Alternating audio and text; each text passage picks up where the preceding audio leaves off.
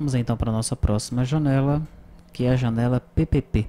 É o Perfil Proficiográfico Previdenciário, né? Você pode pesquisar sobre o PPP na internet, né? Você vai chegar aí no site da Receita Federal, lá tem um formulário que informa quais são os dados que devem ser preenchidos nesse perfil proficiográfico previdenciário, tá?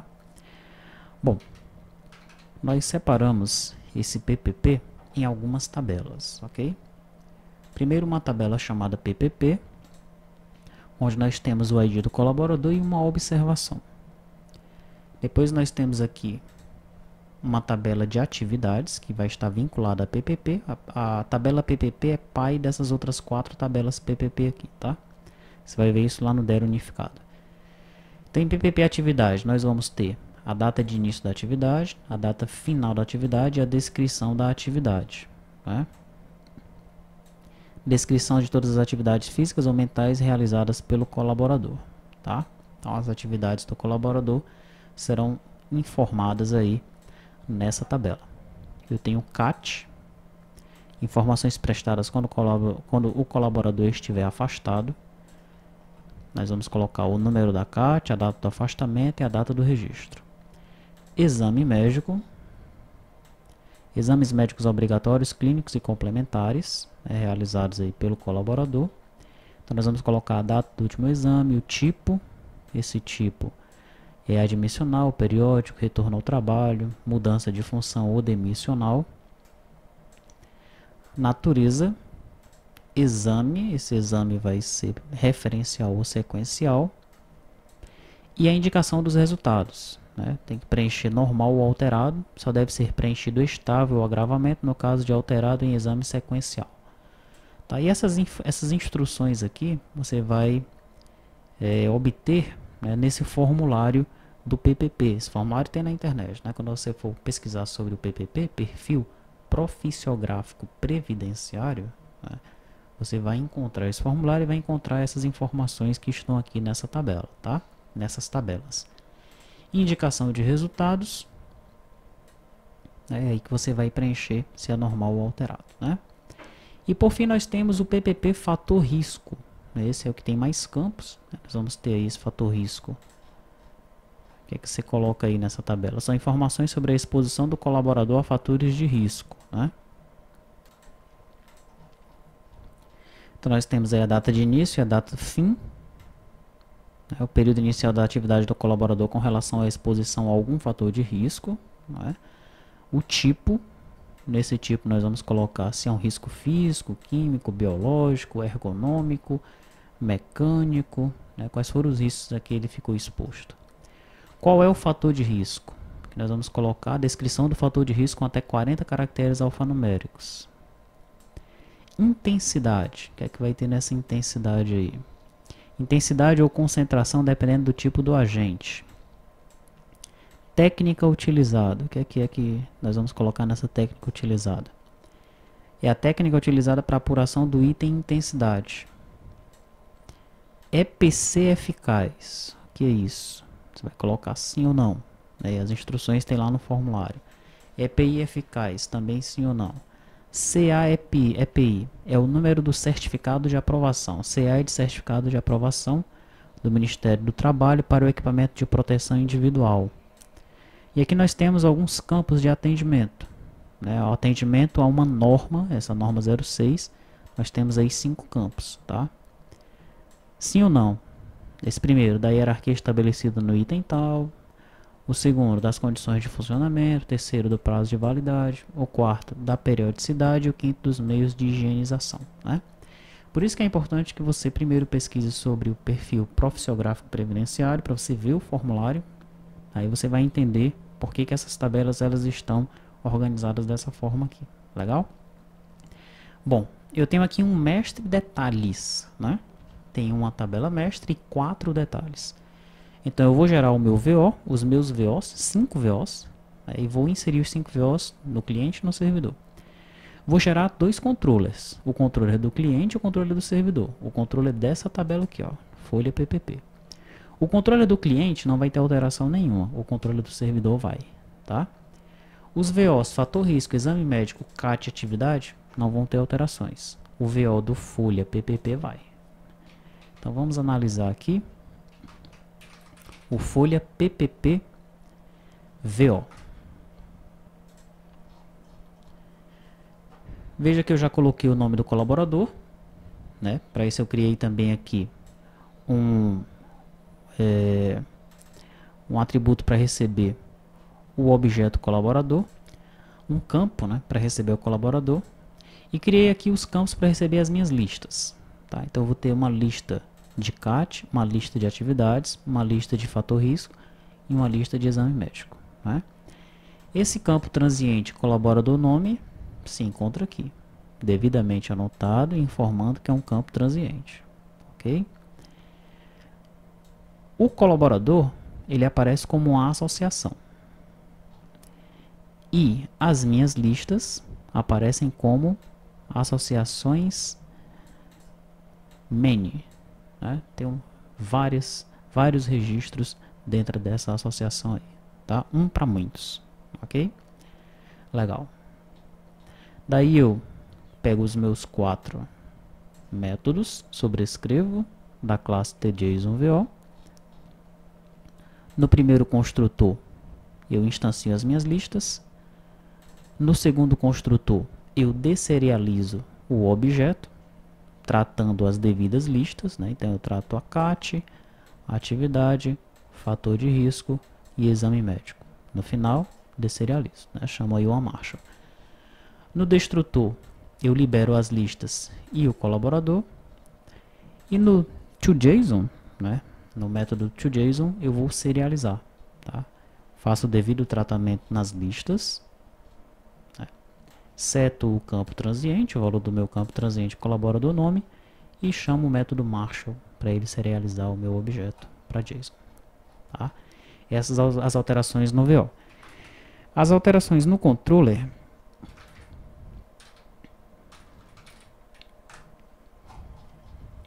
nós já vimos isso lá no cabeçalho. Né? Então, no método insere, opa, aqui é o controle do lado cliente, não altera nada, né? No controle do lado servidor,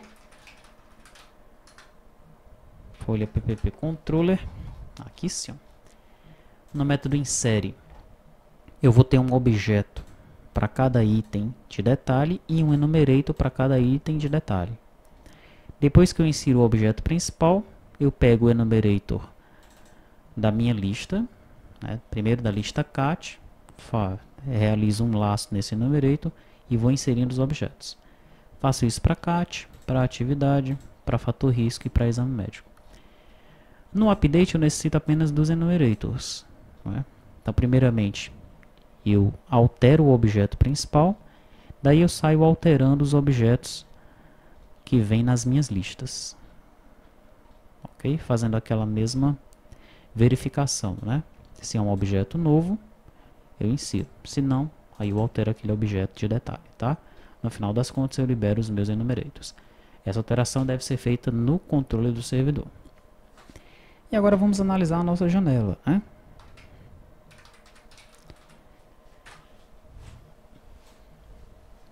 Então aqui está a janela, tem os dados do colaborador e a observação. E aqui abaixo eu tenho cada um dos grids, né, das grids que vão armazenar os dados das minhas tabelas de detalhe. Para cada tabela de detalhe eu crio um cliente dataset, né, e aí a explicação para esses clientes dataset é a mesma que eu forneci na janela de lançamento. Tá? Para cada tabela eu insiro os campos, crio o dataset, e depois eu vinculo aqui na grid e trago os campos para cá. Ok? Então, bem simples mesmo, né?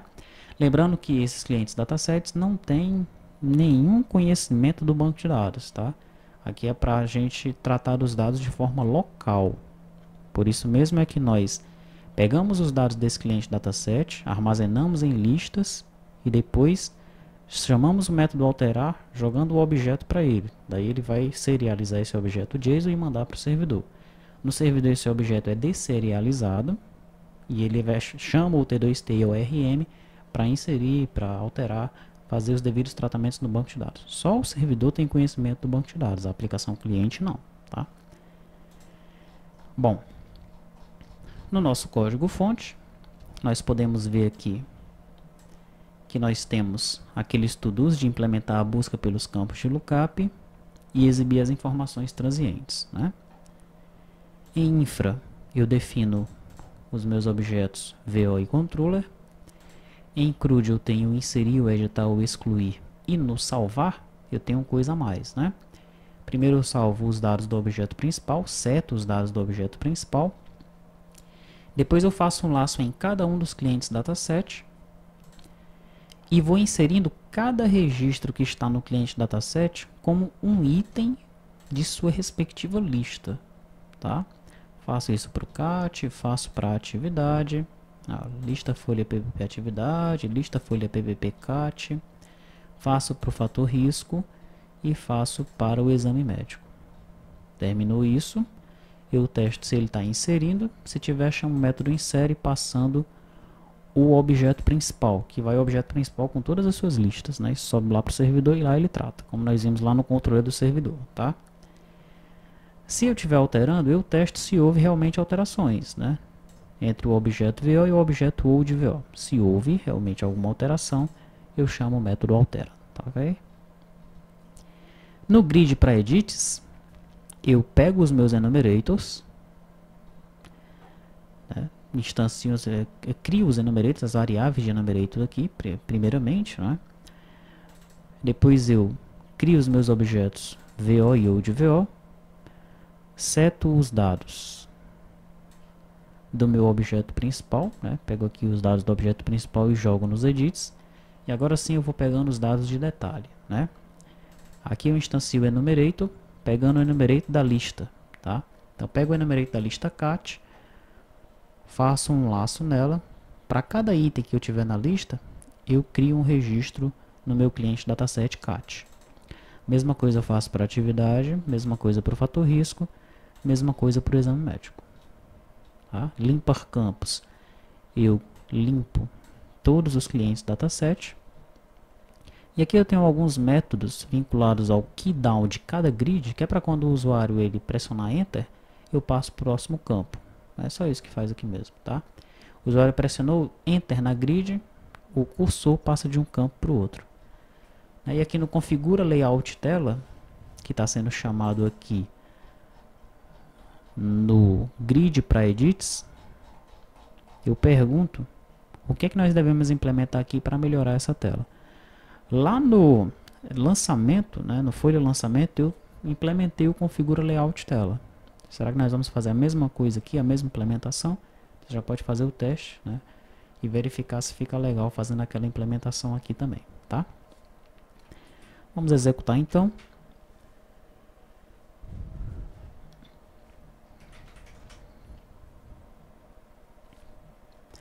Eu já tenho aqui provavelmente alguns registros.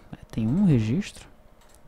Ele tem uma atividade, tem um CAT, tem um exame médico e tem um fator risco. Então vamos consultar, pedir para alterar e aí está. Tá, ele já carregou todos os dados aqui. Beleza? Posso inserir um outro, né? Colaborador 1. O F1 não está funcionando, tem que implementar isso daí. PPP teste. Então a CAT aqui nós podemos colocar data do afastamento 1º de janeiro de 2012, data do registro 1º de janeiro de 2012. Inserir a CAT, atividade 1º de janeiro de 2012, data fim, janeiro não, vou colocar fevereiro, que nesse dia aí o cara estava afastado, né? Então 1º de fevereiro, data fim, eu pressionei Enter e ele passou para o próximo campo, né? Então dia 5 de fevereiro de 2012. E aqui vem a descrição, né? Qual é a atividade que ele estava executando durante esse período aí. Tá? Uma atividade qualquer. Fator de risco. Começou no dia 1º de março de 2012 e terminou no dia 10 de março de 2012. Qual foi o tipo? FQBEM. Foi um tipo químico. Qual foi o fator de risco? Aí você tem que ver lá no formulário o que é que tem que colocar aí, tá? Qual foi a intensidade? Tem que dar uma olhada lá no formulário o que é que tem que colocar aí. Qual a técnica utilizada em relação a essa atividade? Tem que dar uma olhada no formulário também. Tá? EPC eficaz, EPI eficaz, número desse CA. E aqui vem a informação relacionada a esse NR06. Né? Vou colocar não para todo mundo aqui.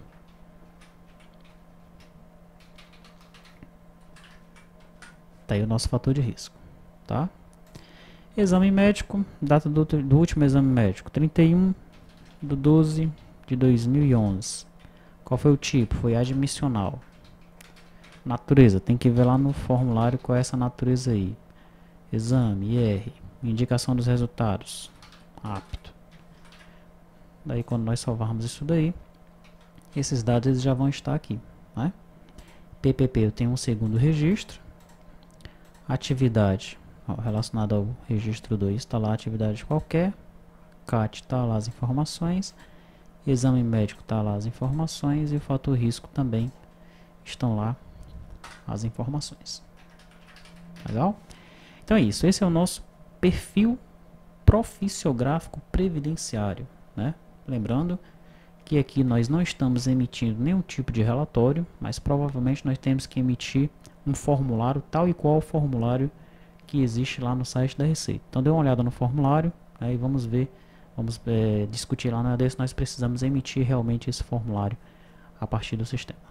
Tranquilo?